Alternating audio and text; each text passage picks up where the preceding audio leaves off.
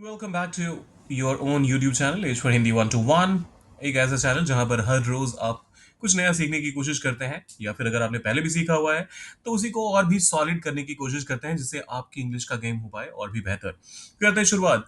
Emphatic structure rule 2, जहां पर आप डू डिड डज का इस्तेमाल करके आप बहुत ज्यादा जोर देकर ये कहना चाहते हैं कि कोई भी काम सच में हुआ है या फिर किया गया है।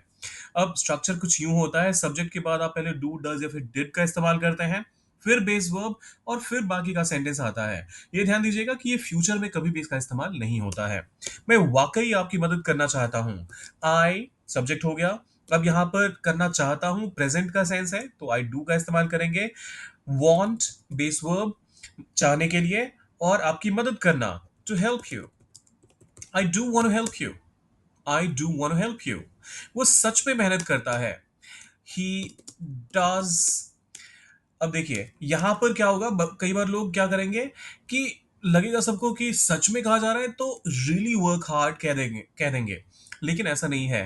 ही डज वर्क हार्ड अगर आप कह देते हैं, बस इतना ही काफी है।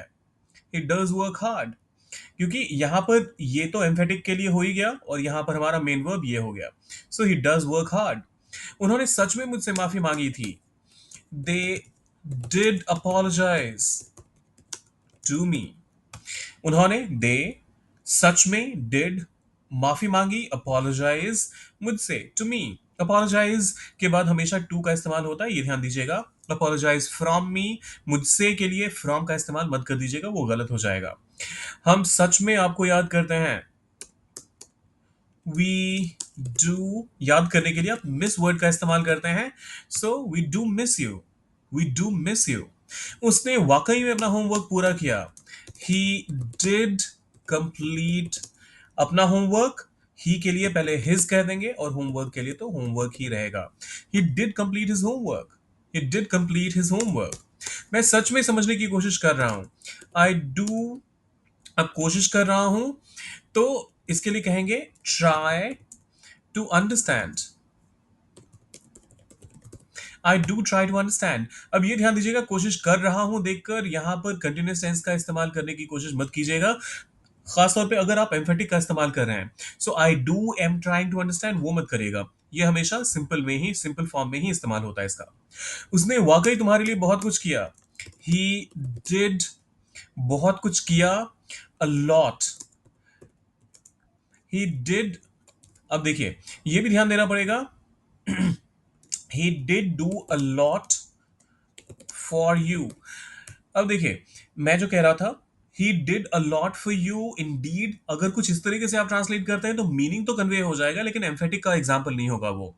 यहां पर क्लियरली हमें जब स्ट्रक्चर में मेंशन किया गया है तो कि डू डिड डज के बाद आपको बेस वर्ब का इस्तेमाल करना पड़ेगा, तो इसकी वजह से यहां पर डिड के बाद आपको डू का इस्तेमाल करना बेहद जरूरी है। So he did do a lot for you. वे लोग वाकई मदद करना चाहते थे। वे लोग, दे कह सकते हैं आप, या फिर दोज पीपल। दोज पीपल, वे लोग के लिए वो भी चलेगा। सो दे डिड, अरे दे डिड चाहते थे, वांट मदद करना, टू हेल्प।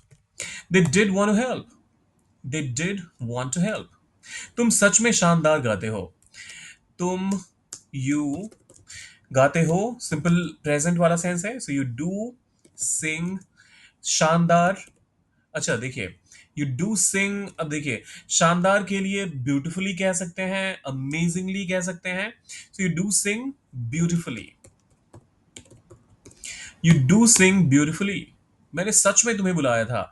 अब इसको ट्रांसलेट कीजिए, डाले कमेंट सेक्शन में। और पता है क्या, ये बेशक बहुत ज्यादा आपको कॉम्प्लिकेटेड स्ट्रक्चर ना लग रहा हो, लेकिन जरूरी नहीं कि हर बार जब आपको कुछ नया सीखना हो तो कॉम्प्लिकेटेड ही हो। ये बहुत बेसिक होने के बाद भी आपके सेंटेंसेस को काफी पावरफुल साउंड कराता है, खासतौर पे अगर आप किसी से बात कर रहे हैं और इस तरह का सेंटेंस आपने इस्तेमाल कर लिया तो काफी उस पे एक स्ट्रेस लगेगा कि नहीं यार इसको पता है। तो इस तरह के फ्रेजेस का इस्तेमाल, इस तरह के स्ट्रक्चर का इस्तेमाल जरूर कीजिए अपने सेंटेंसेस में, उसमें अपने स्पोकन इंग्लिश में।